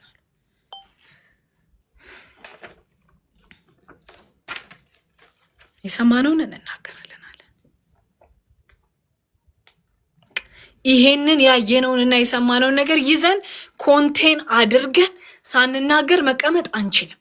መላእክቱ እርስ በርስ ቅዱስ ቅዱስ ቅዱስ እንደሚባባሉት የእግዚአብሔርን ማንነት አይተው፣ ውበቱን አይተው፣ ግርማውን አይተው፣ ቅድስናውን አይተው ቅዱስ ቅዱስ ቅዱስ እያሉ እርስ በርሳቸው እንደሚነጋገሩት ሐዋርያትም ያየነውንና የሰማነውን ከመናገር ወደኋላ። እርስ በርስ እንገናኝ፣ ምን እያወራን የሆነ ወደ ጌታም ስንሄድ እኮ ነው። ወደ ጌታም ስንሄድ በጉ ብርሃናችን ሲሆን ምንድነው የምናወራው? አይገርምም? የምናወራው ስለሱ ነው የምናወራው። በቃ አይገርምም? በቃ እንዴት እንደሚያምር እናወራለን። በቃ ውበቱን፣ ቅድስናውን፣ ግርማውን እያየን ነው የምናወራው። አሁንም ደግሞ በጌታ ሆነው የሞቱ ሰዎች፣ ወደ ጌታ የሄዱ ሰዎች ምን እያደረጉ ነው ብለን ካሰብ ይሄንን ቢዩቲፉል የሆነ ጌታ እያመለኩ አብረው ከመላእክት ቅዱስ ቅዱስ እያሉ በውበቱ እየተደነቁ እያመለኩት ነው። ሃሌሉያ። ስለዚህ ከቅዱሳን ጋር ካልተነጋገርን ወይ አላየንም ወይ ደግሞ የሞትን ነው ማለት ነው። ስለዚህ ትንሣኤ ያስፈልገናል ማለት ነው። ትንሣኤ ያስፈልገናል ማለት ነው። ጌታ ምን አደረገልህ? ምን ረዳክ? እንዴት ዳንሽ? እንዴት ደረሰልሽ ግን ተብለን ካላወራን እርስ በርስ እንገናኝ። ስለ ቲክቶክ እና ስለምን አውርተን ከተገናኘን በእውነት አላየንም፣ በእውነት አልሰማንም። ስላላየን ነው። ስለ እርሱ ማውራት ከመነካት የሚጀምር ነገር ነው። ከኢንካውንተር የሚጀምር ነገር ነው። ቅድስናው ማለት ማንነቱ ነው ብለናል አይደል? ከዚህ በፊት the attributes of God። እንዲያም ለሰዎች ከሚያካፍላቸው ነገር መካከል አንዱ ቅድስናውን ነው። ኮሚኒካብል የሆነ የሚያጋራን ከእግዚአብሔር ባህሪያቶች ውስጥ እኛ የተጋራነው የተካፈልነው ቅድስናውን ነው ብለናል አይደል? እግዚአብሔር ቅዱስ እንደሆነ እናንተም ቅዱሳን ሁሉ ስለሚል የእግዚአብሔር ቃል። ቅድስናውን ካልተነጋገርን፣ ውበቱን ካላወራን፣ ማንነቱ ካላስደነቀን፣ መደነቂያችንን እግዚአብሔር ላይ ካላደረግነው፣ ምንደነቅበትን ነገር ሌላ ዓለማዊ ነገር ከሞላው በእውነት ትክክለኛ ቦታችን ላይ አይደለም ቆመን ያለ ነው። እንደ አንድ ክርስቲያን ቦታችን ላይ አይደለንም ያለነው። ዛሬ እግዚአብሔር እንዲመልሰን እንጸልያለን። ትክክለኛው ቦታችን ላይ እንዲያቆመን እንጸልያለን። ከዛ ደግሞ ምድር ሁሉ በክብሩ ተሞልታለችና ይላል። ከድምፃቸው ጩኸት የተነሳ የመድረኩ መሰረት ተናወጠ። ይሄን ሁሉ ነገር ቆሞ ዊትነስ እያደረገ እንደሆነ ብቻ አስቡ። ያየውን ማለት ከአይምሮ በላይ የሆነ ነገር ነው ይሄ ያየው ነገር ማለት ነው። በቃ እግዚአብሔርን በዙፋኑ አየው። ከዛ ደግሞ የልብሱ ዘርፍ ቤተ መቅደስን ሞልቷል። ከዛ መላእክት ያመልኩታል። ከዛ ደግሞ እርስ በርስ ደግሞ ቅዱስ ቅዱስ ቅዱስ ቅዱስ እያሉ ይነጋገራሉ። ከዛ ድምፃቸውን ጮክ አድርገው ስለ እግዚአብሔር ቅድስና በቃ ጮክ አድርገው ሲናገሩ የመድረኩ የቆመበት ቦታ ፊዚካሊ እስከሚናወጥ ድረስ ማለት ነው። በቃ ቤተ መቅደሱ በጢስ ተሞላ። ይሄ ሁሉ ባይዘው የሆነ ተረት አይደለም። ሪሊ አንድ ሰው እግዚአብሔርን ኤንካውንተር ሲያደርግ የተጻፈ ምስክርነት ነው። እውነት ነው ባይዘው። ይሄ ምሳሌም አይደለም። እንደዚህ ነው ሀፕን ያደረገው። ያየው በስነ ስርዓት አንድ ሰው እግዚአብሔርን ሲያየው ፊት ለፊት ያየውን ነገር በትክክል ነው ቁልጭ አድርጎ የተናገረውና የእግዚአብሔር ክብር ሲመጣ መጀመሪያ ምን አደረገ ኢሳያስ ያላችሁኝ እንደሆነ እኔም ከንፈሬ የረከሱብኝ ሰው ነኝ፣ የምኖረውም ከንፈራቸው በረከሱባቸው ሰዎች መካከል ነው። አይኖቼም ንጉሱን የሰራዊት ጌታ እግዚአብሔርን አይተዋልና ጠፍቻለሁ፣ ልሞት ነው። የእግዚአብሔርን ክብር መጀመሪያ ሳይ ምንድነው ያደረገው? ይሄ ሰውዬ ተናዘዘ። በቃ ኃጢአቱን የተናዘዘው። ይሄ ሰውዬ እኮ አገልጋይ ነው። ይሄ ሰውዬ እኮ ነብይ ነው። በጣም ብዙ ነገሮችን ሊያደርግ ይችላል፣ መልካም ነገሮችን። ግን እግዚአብሔር ጋር ፊት ለፊት ሲገናኝ ምንድነው የታየው ካላችሁኝ፣ ኃጢአተኛ መሆኑን የታየው። የእግዚአብሔር ቅድስና፣ የእግዚአብሔር ንጽህና በቃ ምን ያህል እኛ ቆሻሾች እንደሆነን ነው የሚያሳየን። በእውነት እንደዛ ነው የሚያሳይ። ደሞር እግዚአብሔርን በተጠጋነው ቁጥር ደሞር ያለብንን ቆሻሻ ያሳየናል። በቃ ጠፍቻለሁ አለ። አይ አም ደን። ደግሞ እንግሊዝኛውን ሳነብ ኤንአይቪ ቨርዥኑ አይ አም ደን፣ በቃ ከዚህ በኋላ እኔ የለሁም። አይ አም ዲስትሮይድ ይላል። ዲስትሮይድ ነኝ በቃ። ቀጥሎ ሊኖር እንደማይችል ነው የሚያስበው እሱ። ይሄ የረከሱብኝ የሚለው ቃል ሳጠናው በዛን ዘመን የነበሩ ልክ እንደ ኦዚያስ በለምጽ የተመቱ ሰዎች አንድ ጤነኛ ሰው ወደ እነሱ ሲቀርብ የረከስኩ ነኝ፣ አያም አንክሊን ነኝ፣ እኔ ንጹህ አይደለሁኝም፣ የረከስኩኝ ነኝ ብለው እንደሚሉ በእግዚአብሔር ፊት ሲገኝ ይሄ ነብይ የተሰማው እሱ ነው። እኔ ንጹህ አይደለሁኝም ማለቱን የታየው ማለት ነው። ከንፈሮቼ የረከሱብኝ ሰው ነኝ። ነብይ እኮ ነው እንዴ! ነቢያት እኮ የእግዚአብሔር አፍ ነው የሚባሉት እኮ። በአንደበቱ ነው የሚያገለግለው እኮ። በአንደበቱ ተናግሮ እኮ በጣም ብዙ ሰዎች ከጥፋት ተመልሰው ሊሆን ይችላሉ። ግን ያንን እንደ ኢንስትሩመንት የሚጠቀምበትን ከንፈር የረከሰብኝ ሰው ነኝ አለ። እምኖረውም ራሱ ከንፈራቸው በረከሱባቸው ሰዎች መካከል ነው ብሎ ለራሱም ለሕዝቡም ንስሐ ሲገባ በዚህ ክፍል ላይ እናያለን። ስለዚህ ንጉሱ በለምጽ ተመቶ አንክሊን እንደነበረው የረከሰ እንደነበረ አሁን ኢሳያስ እግዚአብሔርን ሲያየው ደሴም አይነት ነገር ነው የተሰማው። ለንጉሱ ንስሐ እንደ መግባት አይነት ነገር ነው የሚመስለው እንጂ እሱ እኮ በለምጽ የተመታ ሰው አልነበረም። ንጉሱ የነበረበት ቦታ ላይ ራሱን አስቀምጦ፣ ንጉስ ኦዚያስ የነበረበት ቦታ ላይ ራሱን አስቀምጦ አሁን እኔ ነኝ አንክሊን አለ። እኔ ነኝ የረከስኩት አለ። አሁን ከእግዚአብሔር አንጻር ራሱን ሲያይ ማለት ነው። ስንታይ ከእግዚአብሔር ራሳችንን ስናስተያይ ራሴን ከሆነ ደከመሽ ካለ ሰው ጋር ሳስተያይ እኔ ደህና ነኝ፣ አይ አም ፋይን፣ እኔ አትሊስት መጠጥ አልጠጣም፣ እኔ አትሊስት ናይት ክለብ አልሄድም፣ እኔ አትሊስት ሞደስት የሆነን አለባበስ እለብሳለሁ። እኔን ከሰው ጋር ሳስተያይ እሺ እሱ ጥሩ አይደለም። እኔን ከትናንቴ ጋር ሳስተያይ ትናንትና እንዲያረግ ነበረ፣ ትናንትና እንዲሆን ነበረ፣ ስለዚህ አሁን እሻላለሁ ወይም ብሶብኛለሁ። ግን ራሳችንን ግን ከእግዚአብሔር አንጻር ስናይ ሁል ጊዜም ስህተት እንዳለብን፣ ሁል ጊዜም መስተካከል እንደሚያስፈልገን እግዚአብሔር ይነግረናል። ፐርፌክት ሰው የለም የለም የለም። አንድም ፐርፌክት ሰው፣ አንድም እንከን የሌለበት ሰው የለም። ግን ወደ እግዚአብሔር ጠጋ ስንል ኢት ሃምብልስ አስ፣ ትሁታን ያደርገናል። እዚች ጋር ቆሻሻ አለብሽ ይለኛል። እዚች ጋር ማይጠቅምሽ ነገር አለብሽ አንሹ ይለኛል። ወደ ቃሉ ጠጋ ስል የእግዚአብሔር ቃል መስታወት ሆኖ እዚች ጋር አስተካኪያት ይለኛል። አስተካክላለሁ፣ እኔም እታዘዛለሁ። ስለዚህ ትሁት የሚያደርገን የእግዚአብሔር ሕልውና ውስጥ መሆን ነው ወዳጆቼ። አይ አም ፋይን ብለን ሌሎች ሰዎችን ጀጅ እንድናደርግ ሳይሆን እኛ ራሳችን በእግዚአብሔር ቃል ውስጥ በእግዚአብሔር ሕልውና ውስጥ ከርመን ራሳችንን እንድናጸዳ ነው የሚያስፈልገው። ትኩረት ራሳችን ላይ እንድናደርግ ነው የሚያስፈልገው። ሌላ ሰው ላይ እጅ መቀሰር አይደለም የሚያስፈልገው። እኔ በእግዚአብሔር ሕልውና ውስጥ ስሆን ምንድን ነው የሚሰማኝ? ማን ነው ትዝ የሚለኝ?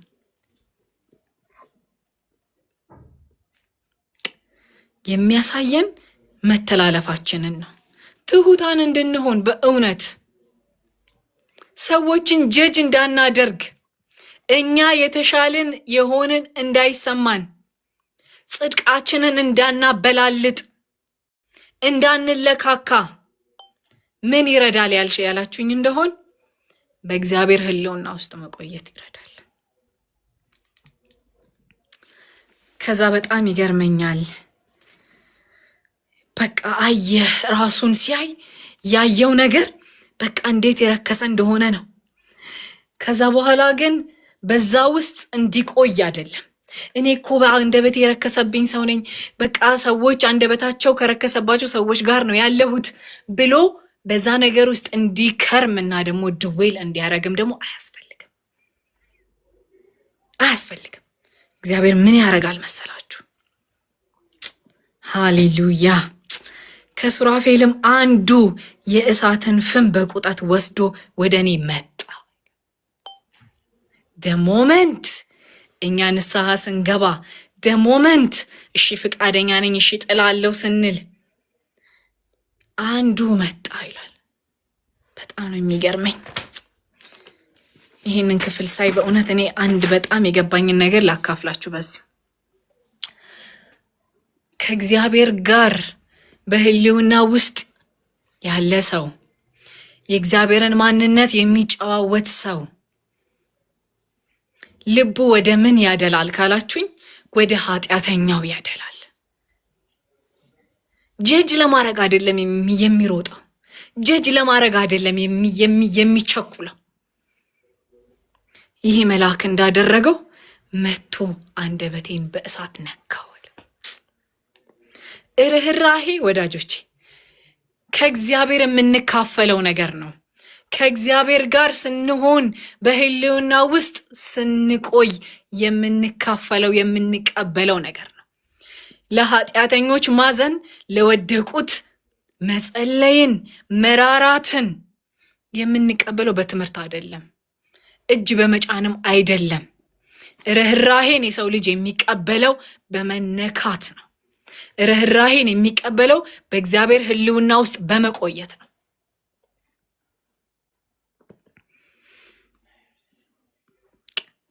ኦፍ ኦል ካለው ኢሳያስ ካለው ኢንታየር ቢንጉ ከሁሉ ምኑ ነው ረክሶ የታየው? አንደበቱ። ችግሩ ያለው ከንፈሩ ላይ እንደሆነ ያውቃል። ከዛ በኋላ መሰዊያው አለ፣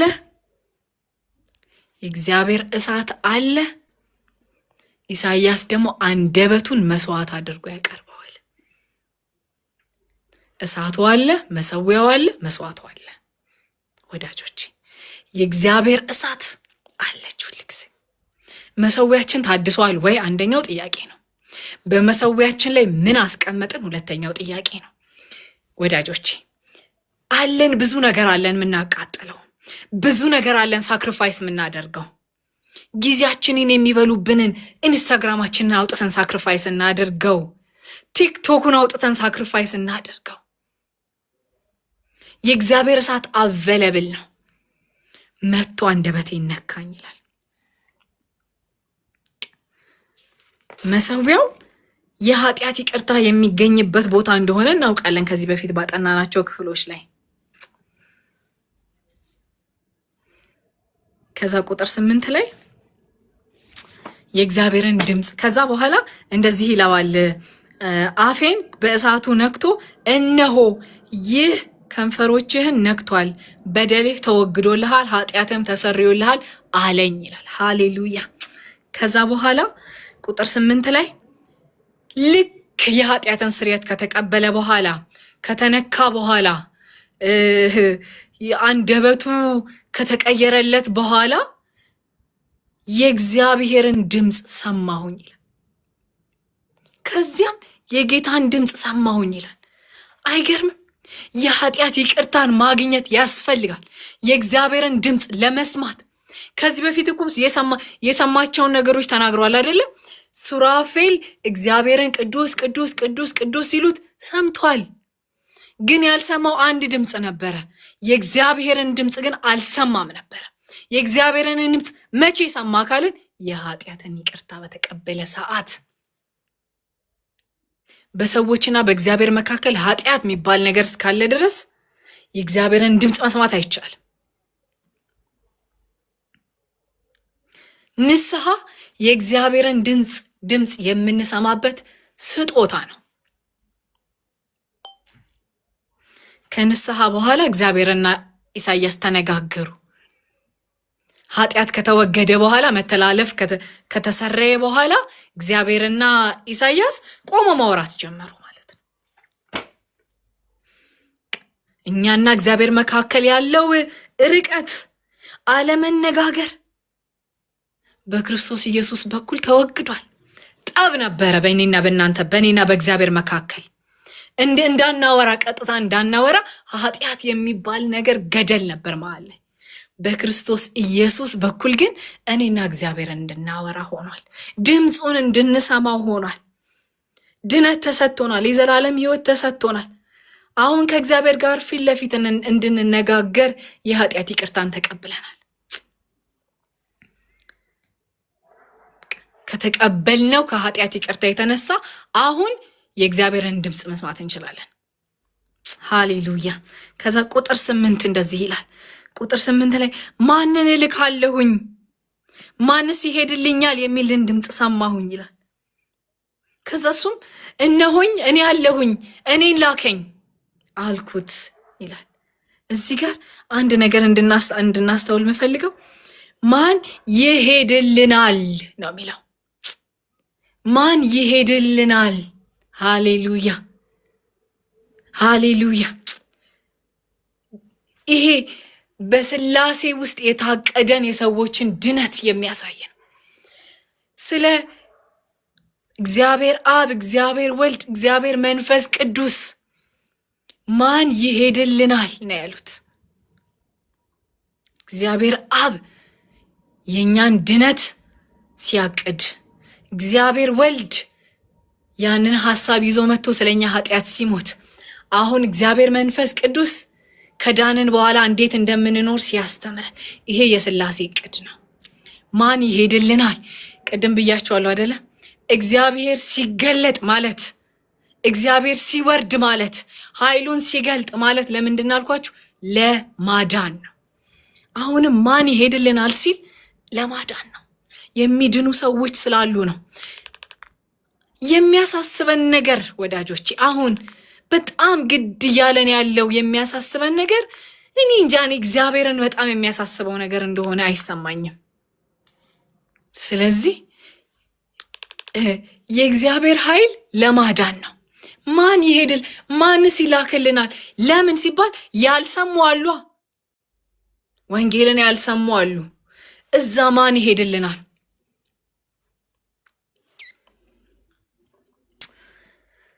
ከዛ እኔ ያለሁኝ ይላል ኢሳይያስ፣ እኔ ያለሁኝ ይላል። የት እንደሚላክ አያውቅም፣ ለምን እንደሚላክ አያውቅም። እግዚአብሔር ግን ምን እያለ ነው? አም ሉኪንግ ፎር ሳምዋን፣ የሆነ ቦታ እንዲሄድልኝ የሆነ ሰው እየፈለግኩኝ ነው ይላል። ከዛ እሱ በፍጥነት በቃ አይ ዊል ሳይን አፕ፣ እኔ ፈርማለሁ፣ እኔ ገባለሁ ይለዋል ማለት ነው እግዚአብሔርን። ወዳጆቼ ያዩት ተገልጦላቸው ያዩት የሰሙት የት እንደሚሄዱ ሳያውቁ እስከ ሞት ድረስ ተከትለውታል። እስከ ሞት ድረስ በእውነት ተከትለውታል። ኢሳይያስ በመጋዝ ተሰንጥቆ የሞተው በመጋዝ እስከሚሰነጠቅ ድረስ ምን ቀጥ አድርጎ አቆመው ካላችሁኝ ስላየ ነው። ጌታ ኢየሱስ ክርስቶስ በትንሣኤ ከተነሳ በኋላ 500 ለሚሆኑ ሰዎች ታይቷል ይላል የእግዚአብሔር ቃል ሲናገር፣ ታይቷል። መጀመሪያ ለኬፋ ይላል። ያዩት እስከ ሞት ድረስ አገልግለውታል። ለምን? አይተውታል። ክብሩን አይተዋል። አሁን ከሚኖሩባት ዓለም አንጻር ሲያዩት የሚወዳደር ነገርም አይደለም።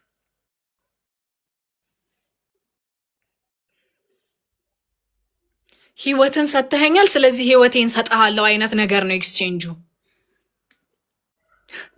ያዩት እስከ ሞት ድረስ ተከትለውታል።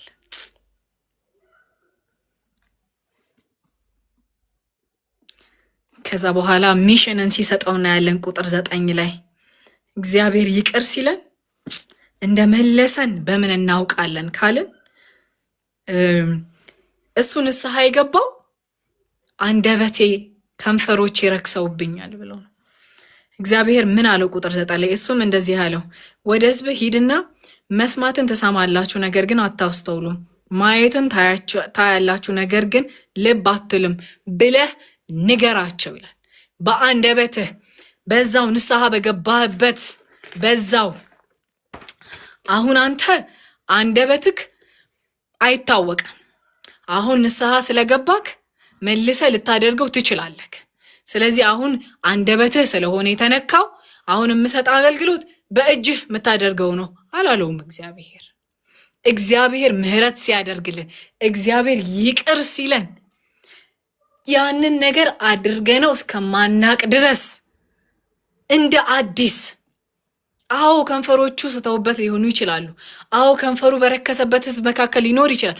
አሁንም ግን አገልግሎት የተሰጠው በአንደበቱ የሚያደርገው አገልግሎት ነው። ስለዚህ ንስሐ በገባንበት ነገር እግዚአብሔር በዛው ነገር ይባርከናል። ዘፋኝ ነበርክ፣ በቀድሞ ህይወት ዘፋኝ ነበርክ፣ አሁን ደግሞ ዘማሪ ትሆናለህ።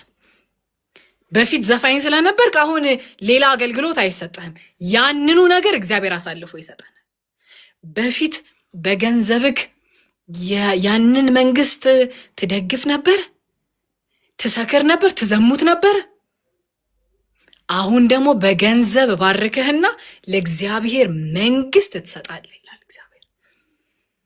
እግዚአብሔር ቂመኛ አይደለም። እሺ፣ አይደለም፣ አይደለም። እንደ ሰው አይደለም እግዚአብሔር። ዛሬ እኔ በሆነ ነገር ፌል አድርጌ ቢያገኘኝ አንድ ሰው መልሶ በዛ ነገር ላይ ሪስፖንሲቢሊቲ ሊሰጠኝ ይፈራል። ለምን? ልታደርገው ትችል ይሆናል ብሎ ያስባል። እግዚአብሔር ግን ይቅር ሲል ዋይፕ ነው የሚያደርገው። በቃ ይረሳዋል። ሁለተኛ ደግሞ አያስበው። አይገርምም? አይገርምም? ስለዚህ ሄድና ንገራቸው ብሎ በአንደበት የሚነገርን ነገር ሲያደርግ እናያለን።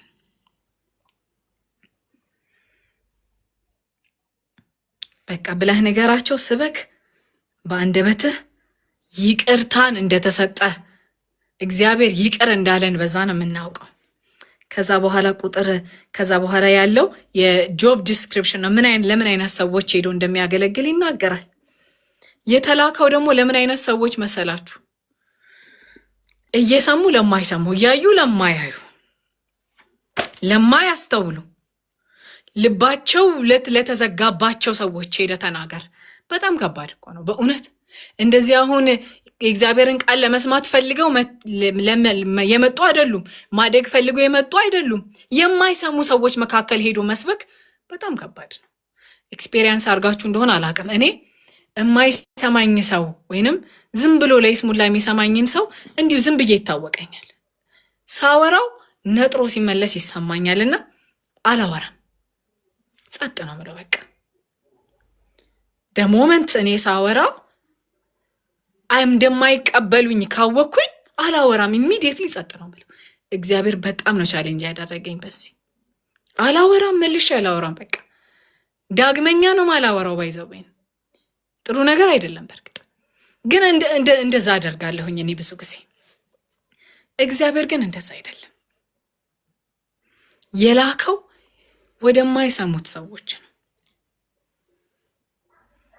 የኢሳያስ ኦዲየንስ ምን አይነት ናቸው ያላችሁኝ እንደሆን የማይሰሙ፣ ልባቸው የጠነከረ፣ እያየ ማያዩ፣ ማያስተውሉ ናቸው። ለእነዚህ ሰዎች ሄደህ ስበካል። ከዛ ደግሞ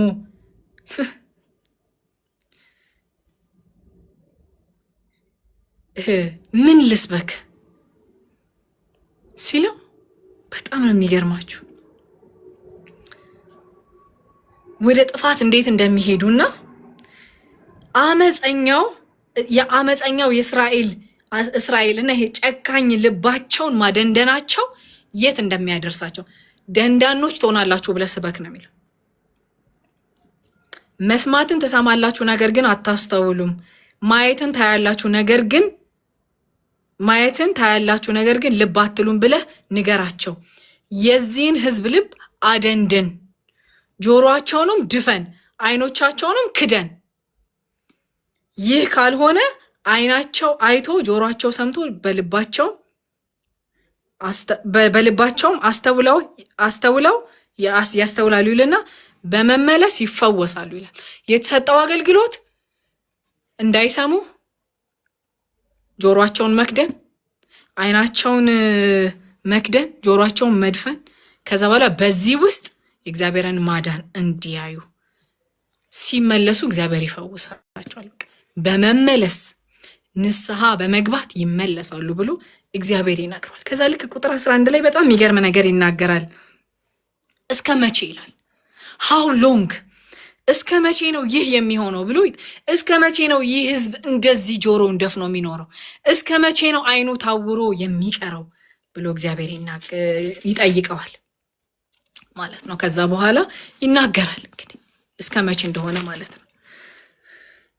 ጠላቶች መጥተው ከተሞቻቸውን እስከሚያፈርሱ ድረስ እርሱ መልሶ እንዲህ አለኝ፣ ከተሞች እስኪፈራረሱና የሚኖሩባቸውን እስኪያጡ፣ ቤቶችም ወና እስኪሆኑ ድረስ፣ ምድርን ፈጽሞ ባድማ እስክትሆን ድረስ፣ እግዚአብሔር ሰዎቿን እስከሚያርቅ፣ ምድሪቱንም ጨርሶ ባዶ እስክትሆን፣ ከ10 አንድ ሰው እንኳን በምድሪቱ ቢቀር እሱ ደግሞ ያጠፋዋል። ነገር ግን የዋርካ ዛፍ በተቆረጠ ጊዜ ጉቶ ሆኖ እንደሚቀር ይላል። ከዛ ደግሞ እዚህ ጋር እንትንን ይናገራል። ተስፋን ደግሞ ይሰጣል። ሲቆረጥ ጉቶን ሆኖ እንደሚቀር ሙቭ ለማድረግ በጣም እንደሚያስቸግር ይላል። ከዛ ቅዱሱም ዘር ይልና እንዲሁ በምድሪቱ ላይ ጉቶ ሆኖ ይቀራል፣ ማያንቀሳቀሳቸው ሰዎች ይሆናሉ ብሎ በእንደዚህ ብሎ እግዚአብሔር ትንቢትን ሲናገረው እናያለንና ከአገልግሎት በፊት መነካት እንደሚያስፈልግ ከዚህ ክፍል ውስጥ አይተናል። ለማገልገል በራሱ እግዚአብሔርን ማየት ያስፈልጋል የሚለን ሀሳብ አይተናል። እግዚአብሔር ይረዳናል።